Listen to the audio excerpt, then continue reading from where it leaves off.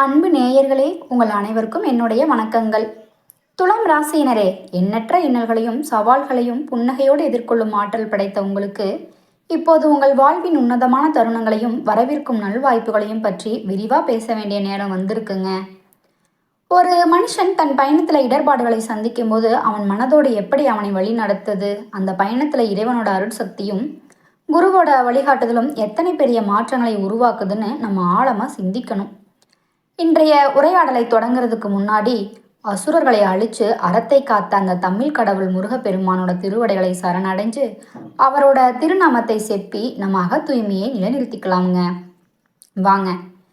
எங்கும் நிறைந்திருக்கும் அந்த மயில் வாகனன் நம்மை எந்நேரம் காத்து நிற்பான். இந்த அசைக்க முடியாத நம்பிக்கையோட மங்களங்கள் பெருகவும் நன்மைகள் விளையவும் பிரார்த்தனை பண்ணிக்கிட்டு நம்ம தேடலை தொடங்கலாம். துலாம் ராசியில் உதித்தவர்கள் இயல்பிலேயே ஒரு தலைமை தத்துவ பண்பும் பிறரை நல்வழிப்படுத்தும் வழிகாட்டியாகவும் திகழ்றதை நம்ம கண்கூட பார்க்கலாம். உங்களோட புறத்தோற்றத்தில் ஒரு கம்பீரமும் சொல்லுல ஒரு தெளிவும் எப்பவும் இருந்துகிட்டே இருக்குங்க. ஆனால் இந்த நிலையை நீங்கள் அடைஞ்சதுக்கு பின்னாடி சொல்ல முடியாத துயரங்களும் கடந்து வந்த முட்கள் நிறைந்த பாதைகளையும் ஒளிஞ்சிருக்கு. அதுதான் நிதர்சனம்.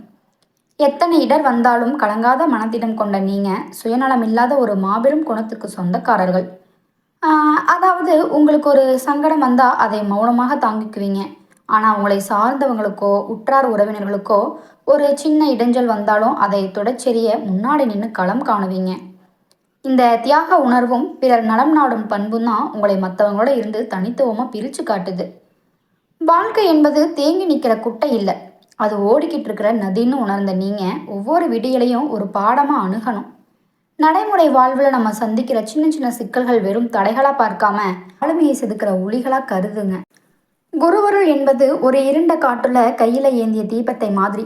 அது உங்கள் பாதையை தெளிவுபடுத்துவது மட்டும் இல்லாமல் தேவையில்லாத எதிர்மறை எண்ணங்களுக்கும் சொற்களுக்கும் உங்களை அண்டாமல் பாதுகாக்கிற கவசமாக இருக்கும்.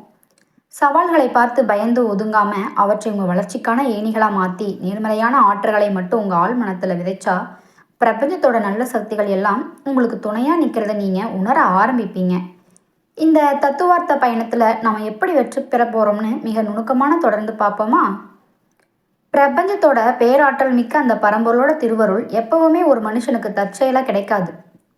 அது நம்ம முன்வினையோட பயனா சரியான தருணத்தில் கிரகங்களோட நகர்வு வழியாக தான் நமக்கு கிட்டுங்க. இப்போ ஒரு பெருங்கோளோட திசை மாற்றம் உங்கள் வாழ்வில் எத்தனை ஆச்சரியமான திருப்பங்களை ஏற்படுத்த போகுதுன்னு நினைச்சாலே மனசு சிலிர்க்குதுங்க.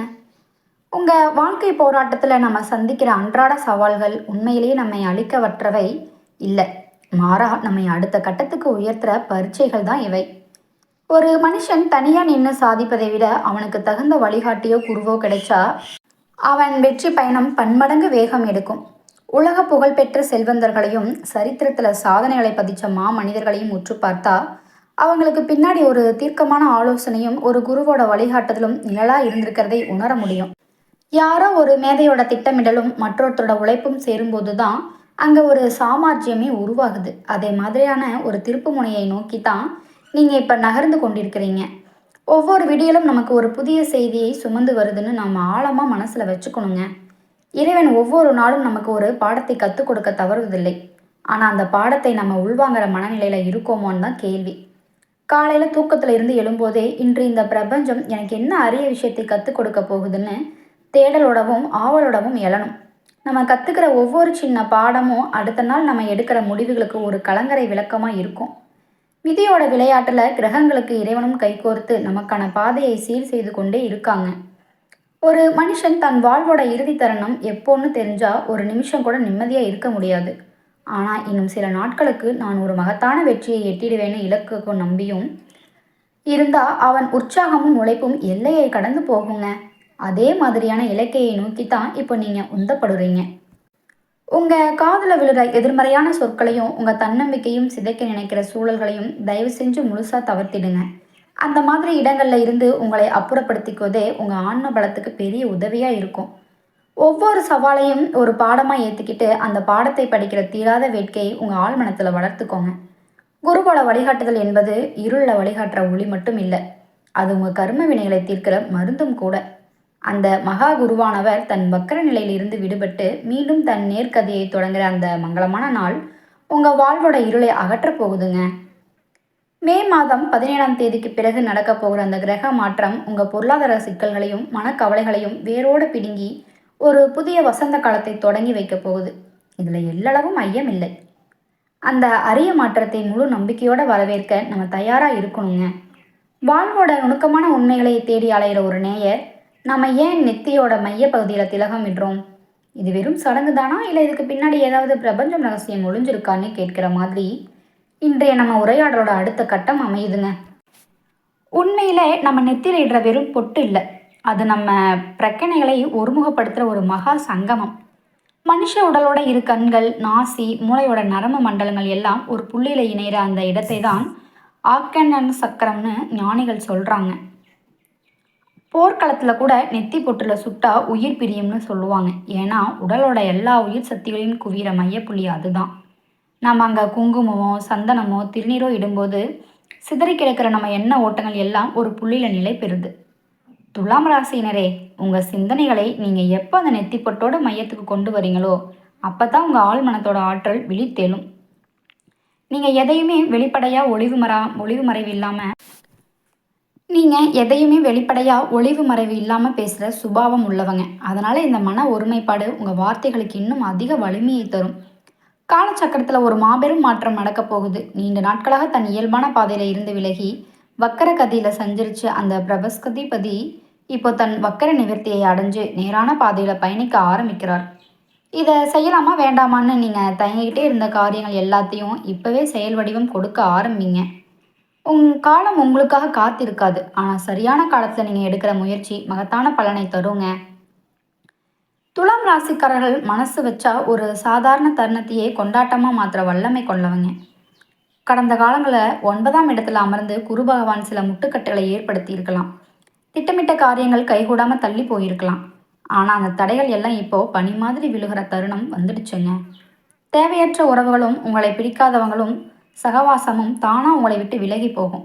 அதே சமயம் உங்கள் வாழ்வோட உயர்வுக்கு துணையாக நிற்கிற உண்மையான நட்புகள் வழிகாட்டிகளும் உங்களை தேடி வருவாங்க. இறைவன் உங்கள் செவிகளில் ஒரு ரகசிய தீப்பொறி மாதிரியான உந்துதலை தரப்போகிறார். அது ஒரு புதிய சோதனையா, இல்லை யோசனையா, இல்லை சற்றுன்னு தோன்ற ஒரு தீர்வாக இருக்கலாம். அந்த தெய்வீக சமிக்கைகளை நீங்கள் சரியாக பிடிச்சுக்கிட்டா நீங்கள் இத்தனை காலமும் கனவு கண்ட அந்த சொர்க்கமான வாழ்க்கையை நிஜத்தில் அடைய முடியுங்க. துலாம் ராசினருக்கு வரவிருக்கிற காலம் அடுக்கடுக்காக நன்மைகளை சுமந்து வர ஒரு பொற்காலம்ங்க. இந்த நல்ல வாய்ப்புகளை தக்க வச்சுக்கவும் மன அமைதியை நிலைநாட்டவும் ஒவ்வொரு வியாழக்கிழமையும் ஆதி அந்தமில்லாத அந்த பரம்பொருளான சிவபெருமானை மனதார வழிபடுங்க.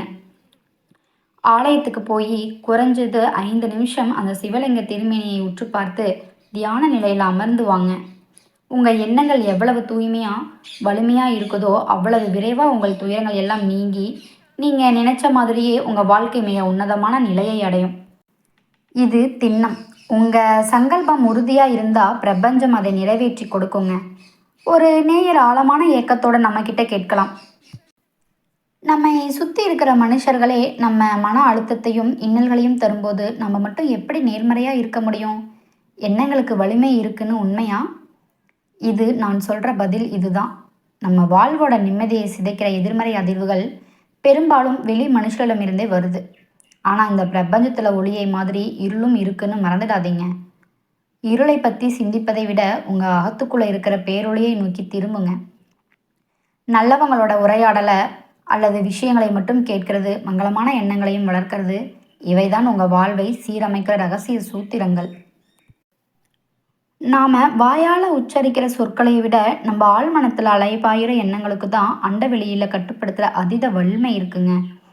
அந்த எண்ணங்களோட நுட்பமான அசைவுகளை கூட அறிஞ்சவன் அந்த இறைவன் மட்டும்தான்.